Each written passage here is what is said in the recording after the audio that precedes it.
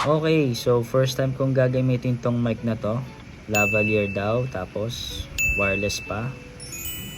Bago sa pandinig ko yan ha. Ito yung ginagamit ko dati. First time kong gagamitin to.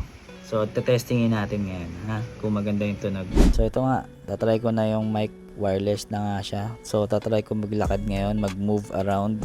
So, kahit malayo, kahit magtago ako sa likod ng poste, panigurado, rinig mo pa rin ako. Diba? Pero yung pros talaga, pwede ko siyang magamit for vlogging, for ASMR, interviews, podcasts, voiceovers. Yun pa lang naiisip ko. Cons wala pa. Kasi medyo na-amaze pa ako eh. Oo nga pala. Isa sa mga nakita kong parang medyo off sa microphone na to is yung laki niya. Yung may mga lumalabas ngayon ng mga wireless microphones, pag nakikita nyo sa mga online shop, medyo maliliit na. So, ito medyo halatado ka pa dito eh. Sabihin nila, uy, are you a vlogger? Vlogger ka pre? Hindi, lang ako, content creator.